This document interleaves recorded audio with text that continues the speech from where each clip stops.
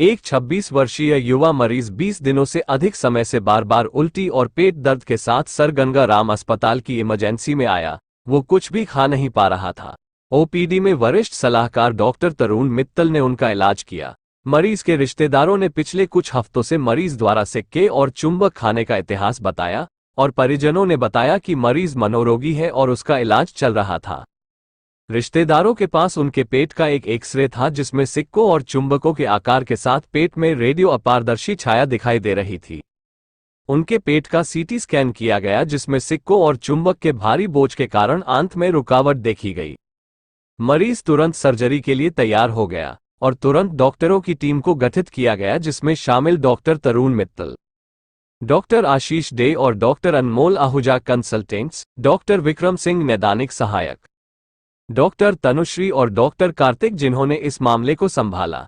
Surgery के दौरान पता चला कि चुंबक और सिक्के छोटी आंत में दो अलग अलग लूपों में मौजूद थे। चुंबकीय प्रभाव ने दो लूपों को एक साथ खींच लिया और इसे नष्ट कर दिया। आंतें खोली गईं और सिक्के और चुंबक बाहर निकाले गए। दोनों लूप दो अलग अलग एनास्टोमोसिस द्वारा फिर से जुड़े हुए थे। पेट का निरीक्षण किया गया और वहां सिक्कों और चुंबकों का भारी भंडार भी पाया गया। पेट को खोला गया और सर्जरी द्वारा सारे सिक्के और चुंबक को निकाला गया। कुल 39 सिक्के 1, 2, 5 रुपये के सिक्के और 37 चुंबक दिल, गोलाकार, सितारा, गोली और ट्रेंगल आकार के थे। मरीज की सर्जरी प्रक्रिया को अच्छी तरह से पूरा किया और 7 दिनों के बाद स्वस्थ स्थिति में उसे छुट्टी दे दी गई। पूछताछ करने पर उसने बताया कि उसने यह इसलिए खाया क्योंकि उसे लगा कि जिंक शरीर बनाने में मदद करता है। सिक्कों में जिंक होता है और उसने चुंबक निगल लिया ताकि सिक्का आंत में रहे और जिंक का अधिक अवशोषण हो सके। यह आम जनता को सूचित करने के लिए है कि इन विदेशी निकायों का अंतर्ग्रहण जीवन के लिए खतरा हो सकता है और ऐसा नहीं किया जाना चाहिए। एक बार नाम बताइए। मेरा नाम डॉक्टर तरुण मित्तल है।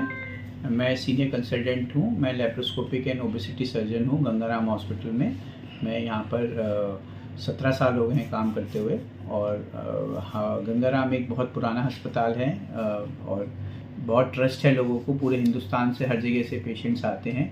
ये पेशेंट भी ट्रस्ट की वजह से ही यहाँ पर आए थे कि भाई इनके रिश्तेदारों का इलाज यहाँ पर हुआ था और अच्छा भगवान की दया से उसका अच्छा इलाज हो गया और वो अब फिट एंड हार्टी है और अपनी रूटीन एक्टिविटी कर पाएगा और ठीक रहना चाहिए उसको। बस वो अपने डॉक्टर को दिखाता रहे। तो सर पहली बार ऐसे केस को आपने हैंडल किया है? इसके पहले भी ऐसे केस? भाई कुछ ना कुछ तो ऐसी चीज़ें, कोई ना कोई कॉम्प्लिकेटेड चीज़ें आती रहती हैं हमारे सामने और हमारी पढ़ाई ऐसी हुई होती है कि हमें हर चीज़ को हैंडल करना आना चाहिए हर तरह से। और बहुत सारे तरीके होते हैं इसका ऑपरेशन करने के, जैसे दूरबीन से, ओपन तरीके से, रोबोटिक तरीके से। इसमें क्योंकि इंटेस्टाइन बहुत सूजी हुई थी और बहुत सारे गुच्छे बने हुए थे तो इसमें लेप्रोस्कोपिक विधि बहुत ज़्यादा फ़ायदेमंद नहीं होती पेशेंट के लिए।